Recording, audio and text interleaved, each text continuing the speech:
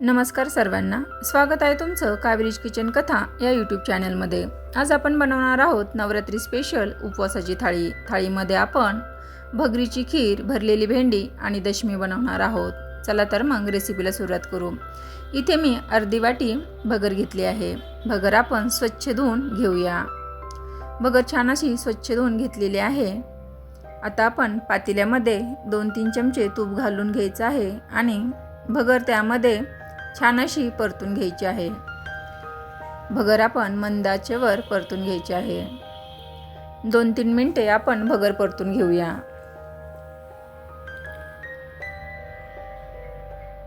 छान अशी भगर परतून झालेली आहे। यामध्ये आता आपण दूध घालून घ्यायचं आहे। दूध घालून झाल्यावर छान मिक्स करायचं आहे आणि दुधामध्ये आपल्याला भगर शिजवून घ्यायची आहे।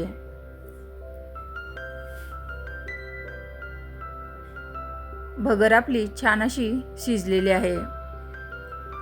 यामध्ये आपण गोडीनुसार साखर घालून घ्यायची आहे।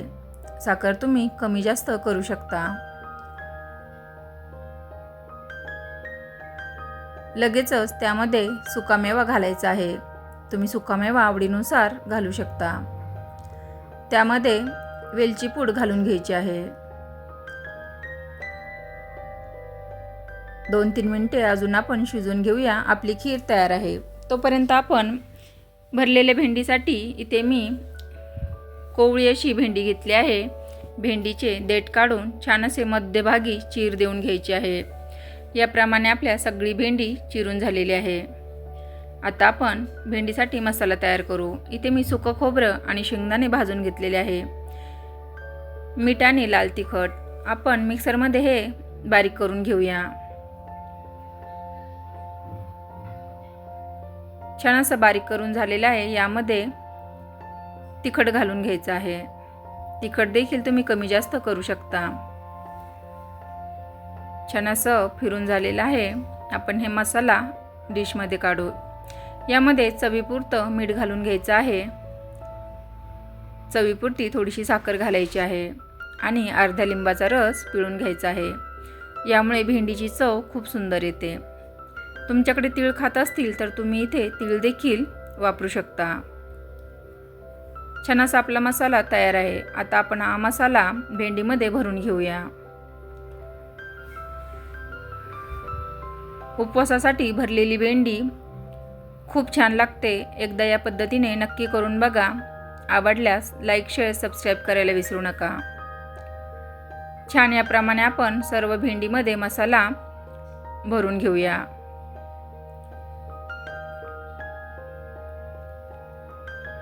सर्व भेंडीमध्ये मसाला भरून झालेला आहे। आता आपण गॅसवर पॅन ठेवून त्यामध्ये थोडेसे तेल घालून घ्यायचं आहे आणि मसाला घातलेली भेंडी यामध्ये घालून घेऊया।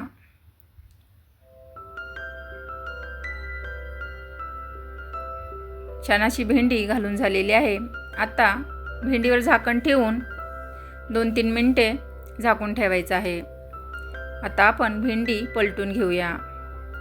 दुसरी बाजू देखील आपल्याला शेकून घ्यायची आहे।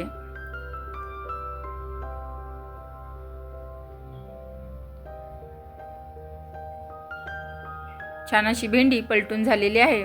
यावर आपण पुन्हा झाकण ठेवून 2-3 मिनिटे वाफ काढूया।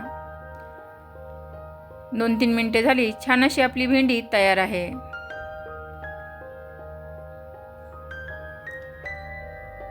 आपला उरलेला जो मसाला होतो तो यामध्ये 2-3 चमचे घालून घ्यायचा आहे। मिक्स करून घेऊया। छान अशी आपली भरलेली भेंडी तयार आहे। आता आपण दशमी करायला घेऊया। इथे मी दशमीचं पीठ घेतलेलं आहे। भगर, राजगिरा आणि साबुदाणा हे मी दळून आणलेलं आहे। थोडंसं मीठ घालायचं आहे आणि कोमट पाण्यामध्ये आपण हे पीठ मिक्स करून घेऊया। कोमट पाण्यामुळे दशमी छान मऊ लुसलुशीत होते आणि दशमीला चिरा देखील जात नाही। छान असा पिठाचा गोळा तयार करून घ्यायचा आहे। छान असा पिठाचा गोळा तयार आहे। आता आपण याच्या दशमी करायला घेऊया। इथे 2 दशम्या मी बनवणार आहेत. छान असा गोलगोळा तयार करून घ्यायचा आहे. खाली थोडं सुकं पीठ घालून घ्यायचं आहे आणि पिठावर आपण दशमी बनवणार आहोत. याप्रमाणे दशमी थापून घ्यायची आहे. छान अशी गोल गरगरीत आपली दशमी तयार आहे.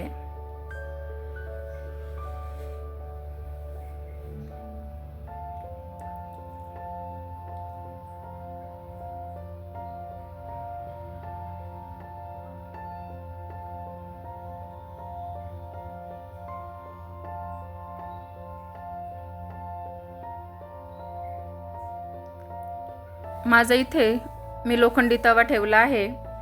तवा गरम झाला आहे. त्यावर आपण दशमी घालून घ्यायची आहे. तोपर्यंत आपण दुसरी दशमी देखील थापून घेऊया. कोरड्या पिठावर दशमी थापायची आहे.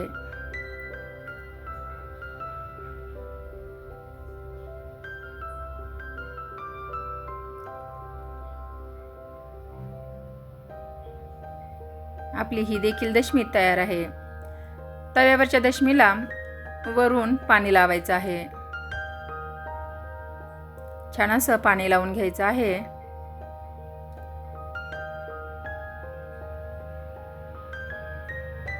दशमी पलटून घेऊया.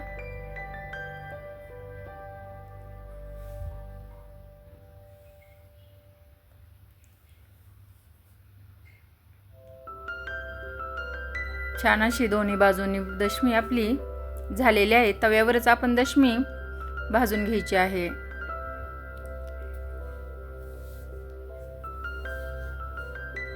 छान अशी दशमी आपली फुगलेली आहे. याप्रमाणे दुसरी देखील दशमी आपण तव्यावर घालून घेऊया.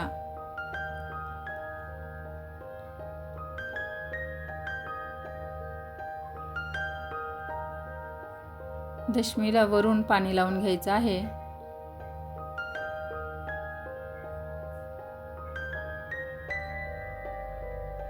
पलटून घेऊया. छान अशा आपल्या दोन्ही दशम्या तयार आहे. ही रेसिपी तुम्हाला कशी वाटली कमेंट करून नक्की सांगा. आवडल्यास लाईक शेअर सबस्क्राईब करायला विसरू नका. धन्यवाद.